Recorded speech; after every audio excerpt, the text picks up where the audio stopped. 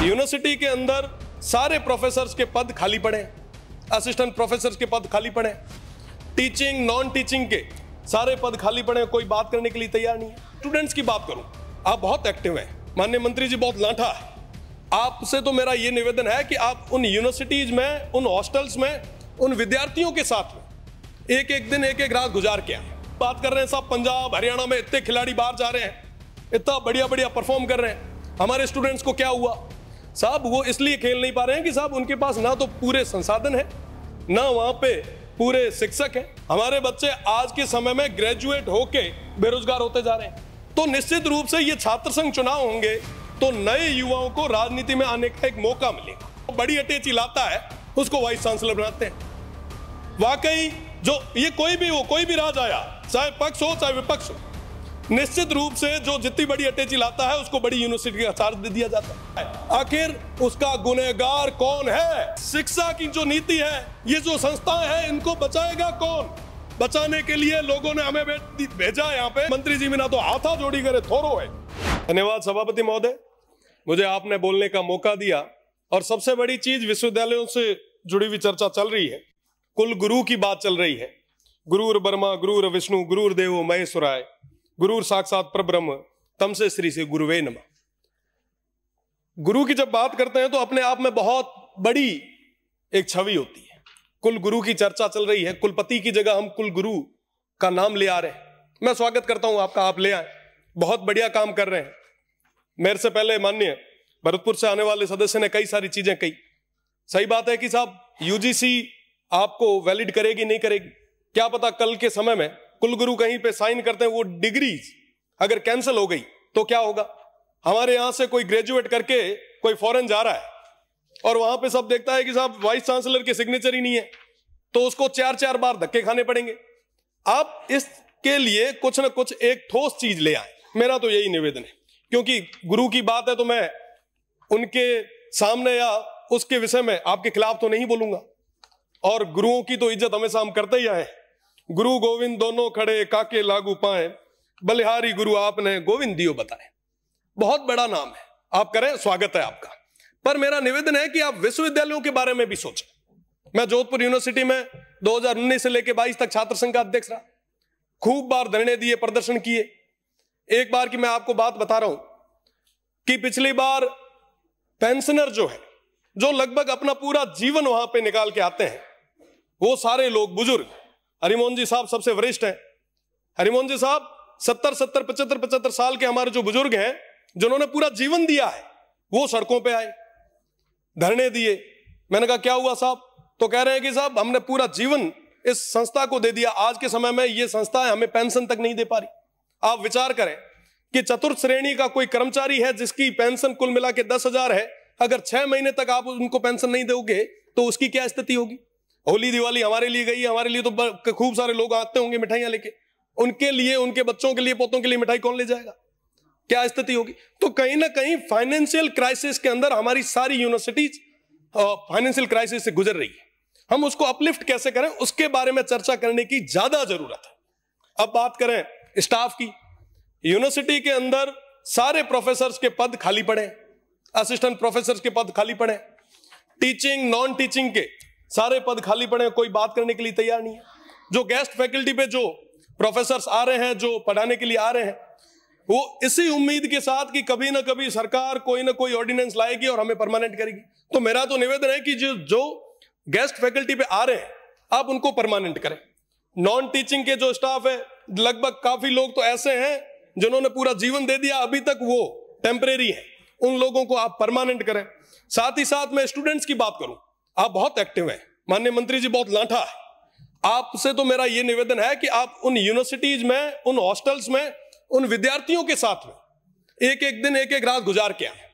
आप वहां की हॉस्टल्स की स्थिति देखें, वाकई लगेगा स्टूडेंट्स को कि हमारे माननीय मंत्री जी बहुत एक्टिव हैं। आप वहां पे जाएंगे तो देखेंगे कि साहब हमारे पास क्वालिटी की कोई कमी नहीं है, कोई कमी नहीं है। बहुत ब्रिलियंट स्टूडेंट हमारे यहाँ पे। आप उनके बीच में अगर समय निकालेंगे तो 4 चीजें साथ में निकल के भी आएगी। साथ ही साथ अभी बात चल रही थी सिंडिकेट की, सीनेट की, तो सीनेट और सिंडिकेट के अंदर छात्रों को या छात्र नेता या जो ब्रिलियंट स्टूडेंट है, आप कैसे भी तय करें और उनको जगा दें ताकि एक कम्युनिकेट रहे। समन्वय नहीं है साहब, विश्वविद्यालय प्रशासन अलग भाग रहा है, छात्र अलग भाग रहे हैं, तो कहीं ना कहीं एक ब्रिज बनाने की जरूरत है। मेरा निवेदन है कि आप इस बारे में भी सोचें। साथ ही साथ मैं स्पोर्ट्स की बात करूंगा साहब। आज के समय में यूनिवर्सिटीज का स्पोर्ट्स हम बात कर रहे हैं साहब, पंजाब हरियाणा में इतने खिलाड़ी बाहर जा रहे हैं, इतना बढ़िया बढ़िया परफॉर्म कर रहे हैं। हमारे स्टूडेंट्स को क्या हुआ साहब, वो इसलिए खेल नहीं पा रहे हैं कि साहब उनके पास ना तो पूरे संसाधन है, ना वहां पे पूरे शिक्षक है। मेरा निवेदन है कि अपन इस बारे में हमें बात करनी पड़ेगी। आज एआई का जमाना आया है, टेक्निकल चीजों का जमाना आ गया है। हमारे बच्चे आज के समय में ग्रेजुएट होके बेरोजगार होते जा रहे हैं। एक लंबी फेरियस्त हमारे पास, एक दिनों दिन ये आंकड़ा बढ़ता जा रहा है साहब। हमें विचार करना पड़ेगा कि हम जिस ओर जा रहे हैं क्या वो रास्ता सही है। साथ ही साथ मेरा तो यही विशेषकर निवेदन माननीय मंत्री जी से रहेगा कि आप वहां जाएं। साथ ही फीस का मामला है, बहुत बड़ी चीज है, बहुत गंभीर समस्या है माननीय सभापति जी। मैं उस छात्र संघ का अध्यक्ष भी रहा, छात्रों के बीच में काम करने का मुझे मौका भी मिला। वेस्टर्न राजस्थान की सबसे बड़ी यूनिवर्सिटी थी, मैं वहां देखता था कि साहब ग्रामीण परिवेश से जो आने वाला विद्यार्थी है वो अपनी ग्रेजुएशन के साथ साथ तैयारी भी करता है। कई सारे हमारे भाई ऐसे हैं जो कहीं ना कहीं काम भी कर रहे हैं, पार्ट टाइम जॉब भी कर रहे हैं। आप उनपे फीस बहुत ज्यादा तरीके से बर्डन डाल रहे हैं। आप विचार करें कि पिछले 2 साल पहले मैं एक बार देख रहा था, अखबार देख रहा था, उसमें लिखा हुआ आया कि साहब 4 गुना हमने फीस बढ़ा दी। इस तरीके से अगर हम फीस लाते गए तो साहब ग्रामीण परिवेश से आने वाला वो विद्यार्थी है वो कहां जाएगा, वो कैसे तैयारी करेगा। तो कहीं ना कहीं उनके हितों के बारे में भी सोचने की जरूरत है। साथ ही साथ क्लासेज वगैरह की अगर मैं बात करूं, लगभग सभी विश्वविद्यालय से निकल के आए हैं, हमारे मनीष भाई हंस रहे हैं। तो मनीष भाई आप देखते होंगे कि कहीं पे भी क्लासेज पूरे तरीके से नहीं लग रही। आज हमारे स्टूडेंट्स जो है वो परेशान हो रहे हैं। अगर बात करें प्रोफेसर से तो कहते हैं कि साहब स्टूडेंट नहीं आ रहे, स्टूडेंट कहते हैं कि साहब प्रोफेसर नहीं आ रहे। तो ये जो सिस्टम है इसको सही करने की जरूरत है। और मैं दावे के साथ कह रहा हूं कि अगर हमने समय रहते इस सिस्टम को सही नहीं किया तो कोलैप्स हो जाएगा ये सिस्टम। आज के समय में हम यहाँ पे जितने भी सदस्य बैठे हैं, कई सारे हमारे जो वरिष्ठ सदस्य हैं वो छात्र संघ से जीत के आए हैं और निश्चित रूप से छात्र संघ चुनाव जो है वो बहुत ज्यादा जरूरी। मैं सभापति महोदय आपके माध्यम से सरकार का ध्यान आकर्षित करना चाहूंगा, अगर छात्र संघ चुनाव नहीं होते तो पश्चिमी क्षेत्र के, पश्चिमी राजस्थान के उस रेगिस्तानी क्षेत्र से निकल के मेरा जैसा एक जो मध्यम परिवार से आने वाला विद्यार्थी है वो यहाँ पे नहीं बैठ पाता। तो निश्चित रूप से आप लोग भी सारे लगभग हम एक लोअर मीडियम फैमिली से आते हैं। यहाँ पे मनीष भाई बैठे हैं, माननीय बायतू से आने वाले सदस्य हैं, शेरगढ़ से आने वाले सदस्य हैं, कई सारे हमारे लोग। ये तो मैं राजस्थान यूनिवर्सिटी की और जोधपुर यूनिवर्सिटी की बात कर रहा हूं, उसके साथ ही साथ सुखाड़िया से आने वाले हमारे माननीय कृपलानी जी भी बैठे हैं।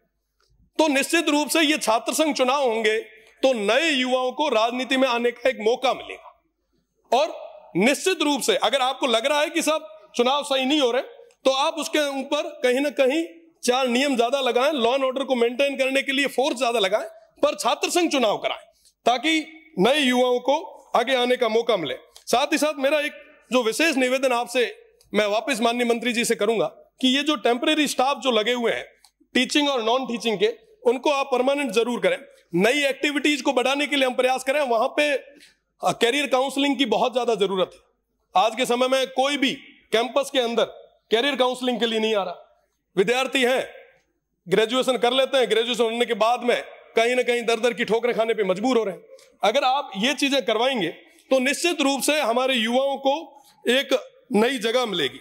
साथ ही साथ अभी चर्चा चल रही थी वाइस चांसलर और रजिस्ट्रार की। साहब मुझे कहते हुए बड़ा दुख होता है, माननीय भरतपुर से आने वाले सदस्य ने तो खुल के नहीं कहा, पर मैं सामने एक पट्टी लगी हुई देख रहा हूं, उस पर लिखा हुआ है कि भैया जो बोल रहे हो सत्य बोलो। और मैं सत्य बोल रहा हूं कि जो बड़ी अटैची लाता है उसको वाइस चांसलर बनाते हैं। वाकई जो ये कोई भी हो, कोई भी राज आया, चाहे पक्ष हो चाहे विपक्ष हो, निश्चित रूप से जो जितनी बड़ी अटैची लाता है उसको बड़ी यूनिवर्सिटी का चार्ज दे दिया जाता है। आप विचार करें, क्या वाकई वो बड़ी अटैची वाले कुलगुरु जैसे पद पे बैठने लायक है क्या? आप सब बात करें रजिस्ट्रार की, कुलपति की, साहब ये तमाम लोग जो हैं इनको तो विश्वविद्यालय में अपना टेन्योर निकालना है। कुलपति का टेन्योर 3 साल का होता है, वो बड़ी अटैची दे के आते हैं, उनको तो ये लगता है कि साहब 3 साल में कैसे वापस इकट्ठा करें और जाएं। साहब इस दौर में सबसे बड़ा नुकसान किसको हो रहा है? हमारे इस प्रदेश को हो रहा है, हमारी आने वाली पीढ़ी को हो रहा है। आखिर उसका गुनहगार कौन है? अगर हमारे युवाओं और हमारी इस शिक्षा नीति को पूरी तरीके से खत्म किया जा रहा है तो इसका गुनहगार कौन? गुनहगार हम लोग यहां पे बैठे हुए 200 के 200, क्योंकि साहब ये चीज हो रही है, हम देख रहे हैं, पर भी हम चुप बैठे हैं, हम मौन बैठे। आखिर कब तक चलेगा ऐसा? साहब इन यूनिवर्सिटीज को बचाएगा कौन?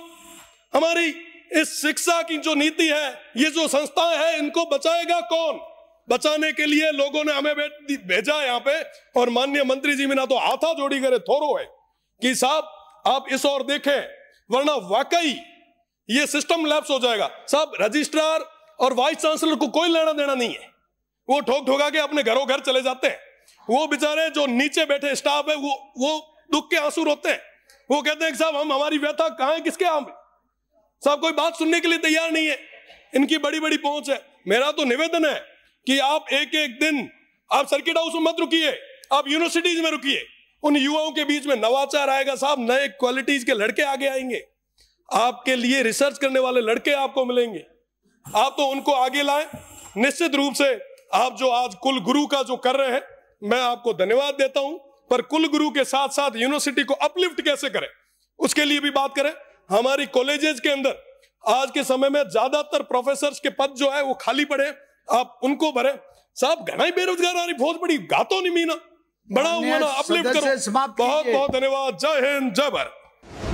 इस तरह की और वीडियो देखने के लिए हमारे YouTube चैनल को सब्सक्राइब करें और बेल आइकन को दबाना ना भूलें। यदि आप हमारा वीडियो Facebook पर देख रहे हैं तो पेज को लाइक और फॉलो जरूर करें। हमारे अन्य सोशल मीडिया पेजेस से भी जुड़ें।